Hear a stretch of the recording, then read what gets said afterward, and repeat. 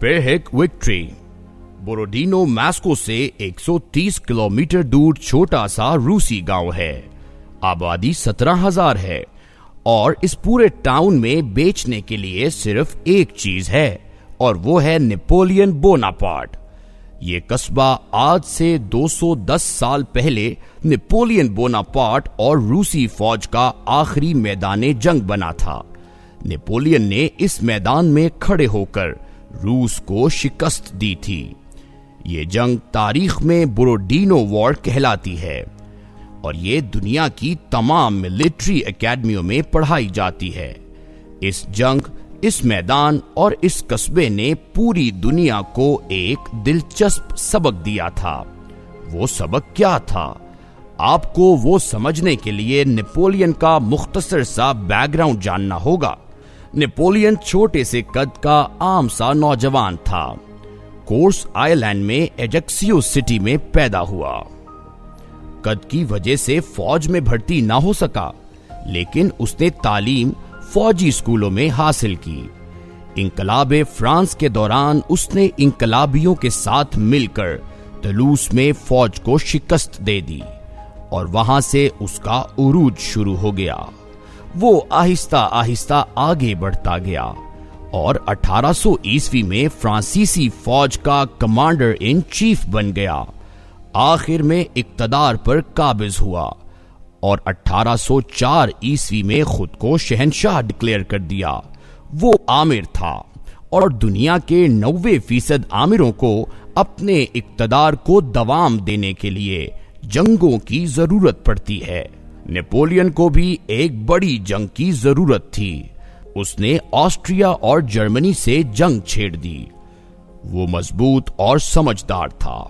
उसने दोनों मुल्क फतह कर लिए। अगला हदफ इंग्लैंड था। इंग्लैंड उससे घबरा रहा था। नेपोलियन को चाहिए था वो इस घबराहट का फायदा उठाता, लेकिन उसने बर्तानिया को मजीद खौफजदा करने के लिए रूस पर हमले का फैसला कर लिया। मुशीरों ने उसे समझाया, मगर वो बाज ना आया और 6 लाख फौज के साथ रूस में दाखिल हो गया। रूस का सबसे बड़ा दिफा उसका मौसम होता है। ये मुल्क अक्टूबर के बाद जमना शुरू हो जाता है और जूं जूं बर्फ पड़ती जाती है, फौजों के लिए आगे बढ़ना और वहां से निकलना मुश्किल होता चला जाता है।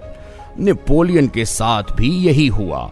वो आगे बढ़ता रहा और रूसी फौज उसे मजीद आगे लाने के लिए आहिस्ता आहिस्ता पीछे हटती रही, यहां तक कि नेपोलियन सर्दी में ठिठुरता हुआ बोरोडिनो पहुंच गया। बर्फबारी और तवील सफर की वजह से उसकी फौज बुरी तरह थक गई, मगर वो इसके बावजूद ये जंग जीत गया। लेकिन 6 लाख फौजियों में से 5 लाख फौजी मौसम, जंग और बीमारियों का निशाना बन गए। सिर्फ 1 लाख फौज बची। बोरोडिनो वॉर के बाद नेपोलियन ने अभी फतह का जश्न मनाना भी शुरू नहीं किया था कि उसे पता चला ऑस्ट्रिया, जर्मनी और बर्तानिया ने फ्रांस का मुहासरा कर लिया है और अगर वो फौरी तौर पर पेरिस नहीं पहुंचा तो फ्रांस उसके हाथ से निकल जाएगा। नेपोलियन फौरी तौर पर बची कुची फौज के साथ वापस दौड़ा, लेकिन रास्ते में रूसी फौज उस पर हमले करती रही। इन हमलों में उसके मजीद 90,000 फौजी मारे गए और जब वो पेरिस पहुंचा तो उसके साथ सिर्फ 10,000 फौजी बच गए थे। रूस की फतह 5,90,000 फौजी निगल गई थी। नेपोलियन की इस फौजी हिमाकत से पेरहिक विक्ट्री की इस्तिलाह ने जन्म लिया। पेरहिक विक्ट्री का मतलब होता है एक ऐसी फतह जो आपका मुकम्मल सत्यानाश कर दे और आप कामयाब हो जाएं, लेकिन कामयाबी तक पहुंचते पहुंचते आप अपना सब कुछ गवा चुके हों। आप में अपने पांव पर खड़ा होने की हिम्मत तक ना हो। हमारे हर दिल अजीज इमरान खान भी नेपोलियन बोनापार्ट की पेरहिक विक्ट्री का नादिर नमूना है। मुल्क की फैसला साज कुव्वतें 2013 اور 2018 میں آصف علی زرداری اور میاں نواز شریف کی نفرت میں آگے بڑھتے بڑھتے بورڈینو پہنچ گئیں اور عمران خان کی وکٹری کے لیے اپنے سارے اثاثے استعمال کر دیے۔ دنیا کی کوئی ایسی تکنیک، کوئی ایسا طریقہ کار نہیں بچا جو عمران خان کو اقتدار تک پہنچانے کے لیے استعمال نہ کیا گیا ہو، حتیٰ کہ یہ اس کے باوجود بھی کامیاب نہ ہو سکے تو ایم کیو ایم کی زندہ لاشیں، پنجاب کے سب سے بڑے ڈاکو، سندھ کے لٹیروں اور بلوچستان کی باپ پارٹی کو بھی عمران خان کی جھولی میں ڈال دیا گیا اور یوں بورڈینو فتح ہو گیا۔ عمران خان وزیر اعظم بن گئے۔ یہ فتح اگر یہاں رک جاتی تو بھی شاید زیادہ نقصان نہ ہوتا، لیکن عمران خان ان سے بھی بڑے نیپولین ثابت ہوئے۔ یہ بھی ملک کو نواز شریف اور آصف علی زرداری کی نفرت کا ایندھن بناتے چلے گئے۔ نیب ہو، ایف آئی اے ہو یا پھر آئی بی ہو، وزیر اعظم نے ملک کے تمام بڑے سویلین ادارے اپوزیشن کے پیچھے لگا دیے۔ حکومت دن رات نفرت کا کھیل کھیلتی رہی اور اس کھیل میں میاں شہباز شریف کو 7 ماہ، حمزہ شہباز کو 20 ماہ، رانا ثناء اللہ 6 ماہ، خواجہ آصف 6 ماہ، خواجہ سعد رفیق 15 ماہ، احسن اقبال 2 ماہ، سید خورشید شاہ 25 ماہ اور شاہد خاقان عباسی کو 7 ماہ جیل میں رکھا گیا۔ وزیر اعظم کو جہاں بھی کوئی باعزت شخص نظر آتا تھا یہ اسے بھی لپیٹ لیتے تھے، اور وہ شخص خواہ جہانگیر ترین ہو، علیم خان ہو، زلفی بخاری ہو یا پھر پرویز خٹک ہو، عمران خان نے اپنے یا پرائے کسی کو نہیں چھوڑا۔ ملک کے تمام اہم اداروں پر بھی چن چن کر نااہل لوگوں کو تعینات کیا گیا۔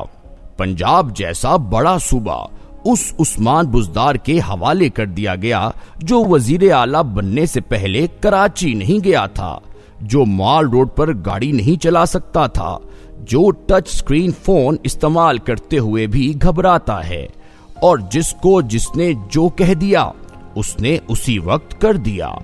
نیب جیسے ادارے کے چیئرمین کو بھی اگلے حکم تک کا پابند بنا دیا گیا۔ 3.5 سال میں ایف بی آر کے 6 چیئرمین بدل گئے، 4 وزیر خزانہ تبدیل ہوئے، آئی جی حضرات کی مدت 3 ماہ ہو گئی، اور سیکرٹری اور وزراء ٹویٹر دیکھ کر دفتر آتے تھے کہ میں اب بھی اپنی کرسی پر ہوں یا نہیں۔ حکومت کا اتحادیوں کے ساتھ رویہ بھی افسوسناک تھا، ایم کیو ایم ہو، کاف league who, G D A ہو یا پھر باپ پارٹی ہو، وزیر اعظم کسی سے ملاقات کے لیے تیار نہیں ہوتے تھے۔ یہ کسی کی بات سننے کے روادار بھی نہیں تھے۔ ان کے پاس جو بھی آتا تھا یہ اسے اپنی سنا کر واپس بھجوا دیتے تھے۔ چودھری صاحبان نے اس رویے کی شکایت کی تو نیب میں ان کے کیس بھی کھل گئے، اور وزیر اعظم نے چودھری پرویز الہی کی گرفتاری کا حکم بھی دے دیا۔ یہ معاملات بھی شاید برداشت ہو جاتے، لیکن حکومت نے اپوزیشن اور اتحادیوں کے ساتھ ساتھ معیشت کا جنازہ بھی نکال دیا۔ ڈالر 180 تک پہنچ گیا، مہنگائی 15% تک پہنچ گئی۔ غریب تو دور، اشیاء ضرورت امیر طبقے کے ہاتھ سے بھی نکل گئیں، اور مہنگائی کے ساتھ بے روزگاری کا طوفان بھی آ گیا۔ وزیر اعظم اگر یہاں بھی رک جاتے تو بھی شاید بچت ہو جاتی، لیکن انہوں نے عالمی برادری کے ساتھ بھی میاں نواز شریف جیسا سلوک شروع کر دیا۔ چین ہو، سعودی عرب ہو، ایران ہو، یورپی یونین ہو یا پھر ترکی اور ملیشیا ہو، وہ کون سا ملک تھا جس کی ناک میں ہم نے دھواں نہ چھوڑا ہو؟ ہم امداد بھی مانگتے رہے اور آنکھیں بھی دکھاتے رہے، لہٰذا ہم پوری دنیا میں تنہا ہو گئے۔ آج حالت یہ ہے، دنیا کا کوئی ملک ہمارے ساتھ چلنے کے لیے تیار نہیں۔ رہی صحیح کسر ہم نے روس کے تنور میں چھلانگ لگا کر پوری کر دی۔ پوری دنیا یوکرین کے ساتھ کھڑی تھی اور ہم روس کی بغل میں جا کھڑے ہوئے، لہٰذا یہ 3.5 سال پیرہک وکٹری کا خوفناک نمونہ تھے۔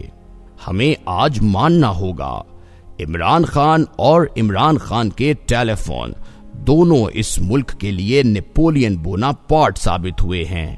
یہ دونوں فتح یاب ہو گئے، بلکہ انہوں نے فتوحات کا انبار لگا دیا، لیکن ہم مانے یا نہ مانے یہ فتوحات نیپولین کی فتوحات ثابت ہوئیں۔ یہ لوگ جیت گئے لیکن ملک ہار گیا۔ ہمارے تمام ادارے، جی ہاں تمام، زخمی ہو گئے، اور ہمارے یہ زخم کب مندمل ہوں گے ہم نہیں جانتے۔ یہ قوم اب برسوں تک چند لوگوں کی انا کی قیمت چکائے گی۔ حکومت عملاً جا چکی ہے، بس OIC کانفرنس کے خاتمے کی دیر ہے، اور عمران خان میدان میں اکیلے کھڑے ہوں گے۔ تسمے باندھنے والے مشیر بھی رخصت ہو جائیں گے، اور ان کے لیے آیت کریمہ کا ورد کرنے والے بھی کہیں دکھائی نہیں دیں گے۔ لیکن ملک کے نقصان کا حساب کون دے گا؟ اس ملک کی مرحوم معیشت اور تبدیلی کی لاش کو کندھا کون دے گا؟ اور یہ سلسلہ بھی اگر یہاں تک رک جائے تو بھی غنیمت ہے، لیکن میاں نواز شریف، آصف علی زرداری اور مولانا فضل الرحمان بھی اس بار انتقام کی ایسی تاریخ رقم کریں گے کہ لوگ جغرافیہ تک بھول جائیں گے۔ یہ بھی نیپولین وکٹری کے ساتھ حکومت بنائیں گے، اور اس کا خمیازہ بھی اس بیچارے ملک کو بھگتنا پڑے گا۔ میاں نواز شریف اور مولانا فضل الرحمان دونوں اب ماضی کے لوگ نہیں ہیں، یہ مکمل انتقام کے ساتھ واپس آ رہے ہیں۔ یہ کسی کو نہیں چھوڑیں گے، آپ یقین کریں۔ میں جب آنے والے وقت کا تصور کرتا ہوں تو میری روح تک کانپ جاتی ہے۔ ہم بڑی تیزی سے واٹر لو کی طرف بڑھ رہے ہیں۔